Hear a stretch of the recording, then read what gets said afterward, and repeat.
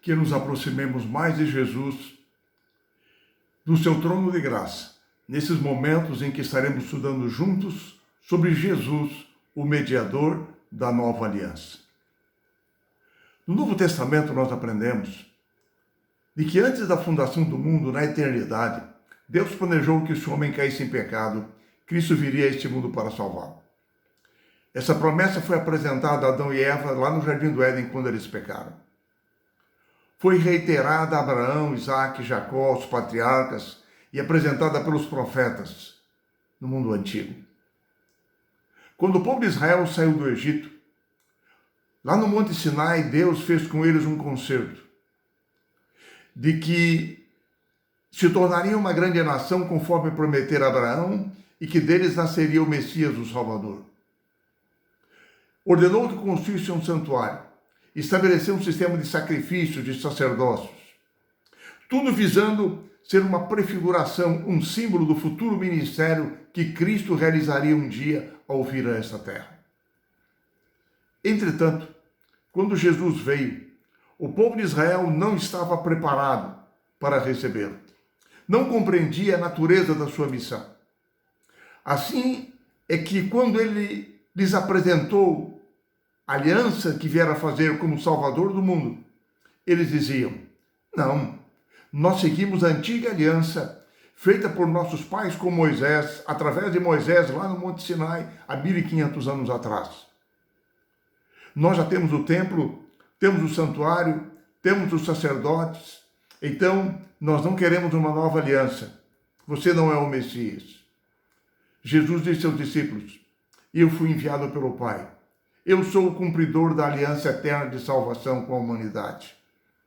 Esse é o sangue, o meu sangue é o sangue da nova aliança. Na carta aos Hebreus, em especial do capítulo 8 ao capítulo 10, que nós estudamos nessa semana, Paulo mostra algumas diferenças entre a antiga aliança, como os hebreus criam, e a nova aliança apresentada por Jesus. Paulo diz: a nova aliança era mais antiga do que a antiga aliança do Sinai, porque ela fora planejada na eternidade, prometida a Adão e Eva lá no Jardim do Éden, apresentada a Abraão, aos patriarcas. Ela fora chamada por Jesus de nova para diferenciá-la da antiga aliança feita com Moisés, que eles insistiam em chamar de antiga velha aliança.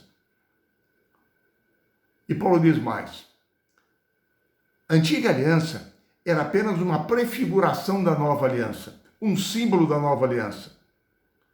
A nova aliança era eterna, a verdadeira salvação oferecida por Deus. Era, portanto, uma aliança superior que substituíra a antiga aliança com Moisés. Aquela antiga aliança não era mais necessária, porque Cristo, o Cordeiro de Deus que tira o pecado do mundo, já havia se oferecido uma vez por todas para todo sempre. Jesus era estabelecer o verdadeiro novo sacerdócio. E assim é que no verso áureo da lição desta semana nós lemos: mas agora Jesus obteve um ministério tanto mais excelente, quanto é também mediador de superior aliança, instituída com base em superiores promessas. Paulo argumenta com eles por que eles necessitavam de aceitar a nova aliança em Cristo. Quais eram as diferenças entre a antiga e a nova aliança? Paulo diz: a antiga aliança, com os seus serviços, apontavam para o sacrifício, para o ministério de Cristo. Eram apenas sombras. E mais, ele diz, o sacerdócio levítico, seguido na antiga aliança, era segundo uma lei carnal. Os descendentes de Levi eram sacerdotes. Mas agora, na nova aliança, Cristo possui um sacerdócio superior. Ele fora nomeado por Deus segundo a ordem de Melquisedeque, inaugurando um novo tipo de sacerdócio. E havia mais diferenças. Paulo diz: a antiga aliança não podia oferecer perfeição, porque os sacerdotes eram humanos imperfeitos. Porém, Jesus se apresenta na nova aliança como o sumo sacerdote perfeito. E mais, Paulo diz, na antiga aliança, o sacrifício de animais não podia oferecer purificação verdadeira e total dos pecados. Mas Jesus, na nova aliança, se apresenta agora a si mesmo como o Cordeiro sem defeito que tira o pecado do mundo. Em Hebreus capítulo 10, versos 5 a 10, Paulo faz inclusive alusão ao Salmo 40, no qual Davi expressa as condições da aliança de Deus com Israel. A obediência à lei de Deus no coração dos seus filhos. Paulo diz que o desejo de Davi não foi cumprido pelo povo de Israel, mas que Jesus personificou em sua vida a verdadeira obediência à aliança de Deus. Em Romanos, no capítulo 3, Paulo nos explica que Cristo fez 3 coisas por nós, quando veio a essa terra. Primeiro, diz ele se colocou como nosso substituto, como se fosse um segundo Adão, um novo representante da raça humana. E ele viveu uma vida justa e perfeita que Adão, nosso pai, não conseguira viver. Assim, Cristo viveu a vida justa e perfeita em nosso lugar e oferece a sua vida justa em lugar da nossa vida de pecado. Em segundo lugar, ele se ofereceu na cruz do Calvário e morreu em favor dos nossos pecados, assumindo a nossa culpa pelos nossos pecados. E em terceiro lugar, quando ressuscitou, ele alcançou a vitória sobre a morte em nosso lugar, e a sua ressurreição é a garantia da vida eterna para mim e para você. Paulo destaca que a lei de Deus foi dada como um padrão de justiça para ser vivida pelos filhos de Deus. Porém, ela em si mesma não oferece justiça. Ela não tem o papel de mudar, de nos tornar justos. Ou seja, ela funciona como um espelho. Mostra quem nós somos, mostra as rugas de nossa face, a nossa natureza pecaminosa, mas assim como um espelho, ela não tem o poder de tirar as nossas rugas, tirar os nossos pecados. Por isso, Cristo veio e viveu a vida de obediência à lei de Deus, em harmonia com o caráter de Deus, para apresentar a sua vida justa em lugar da nossa vida pecaminosa e morrer pelos nossos pecados. Em sua argumentação aos Hebreus, Paulo cita, por exemplo, o profeta Jeremias, que no capítulo 31 de seu livro, ele cita a promessa de uma nova aliança. Segundo Jeremias, nos dias futuros após o exílio em Babilônia, uma nova aliança seria apresentada a Israel como uma renovação da antiga aliança. Conforme Paulo, o problema da antiga aliança com Israel, lá no Sinai, não é que ela era uma aliança defeituosa, as pessoas é que eram.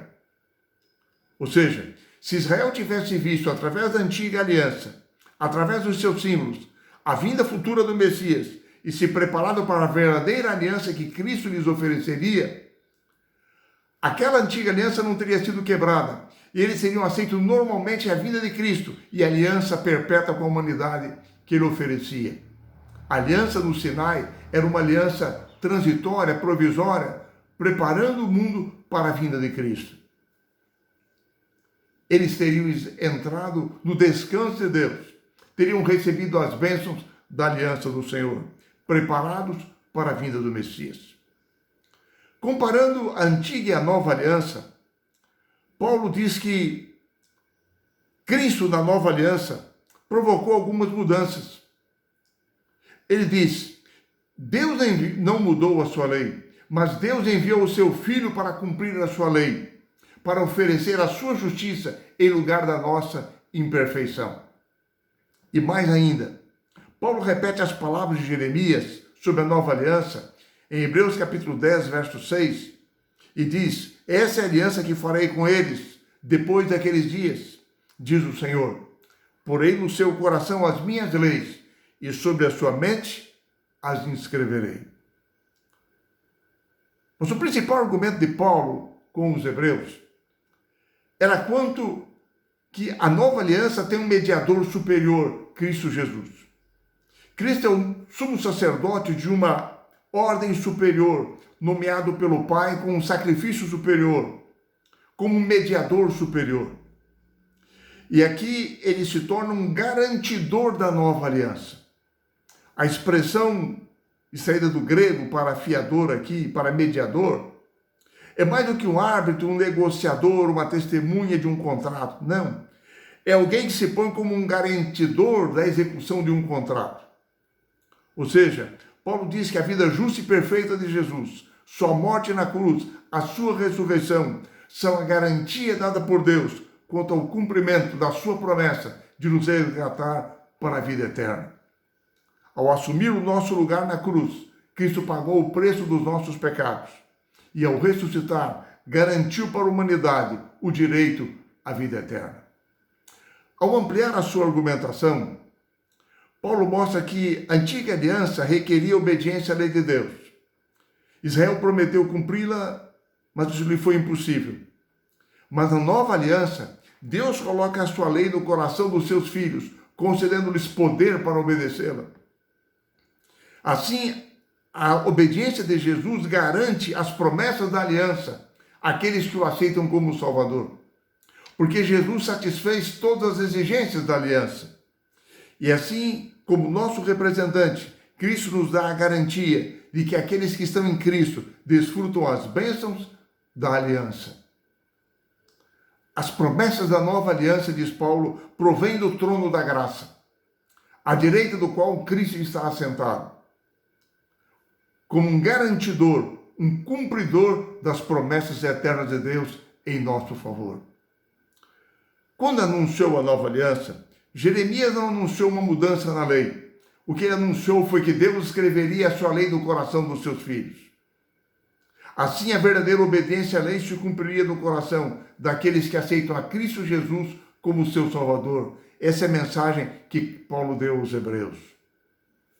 Enfim, quando Deus coloca em nós o seu Santo Espírito, a obediência à lei de Deus se torna uma marca distintiva em nossa vida, de que Deus transformou nossos pensamentos, nossas palavras, nossas atitudes, moldou o nosso coração em harmonia com a sua vontade. E assim Deus agora nos capacita para sermos participantes da sua graça. Que eu e você possamos, num verdadeiro sinal de discipulado, aproximarmos de Jesus no seu trono de graça, que sejamos despertados pelo Espírito Santo de Deus, para que nos aproximemos mais do seu trono de graça, para vivermos um relacionamento novo de amor e de fidelidade para com o nosso Pai Celestial. E que o Senhor Jesus seja o meu e o seu eterno mediador.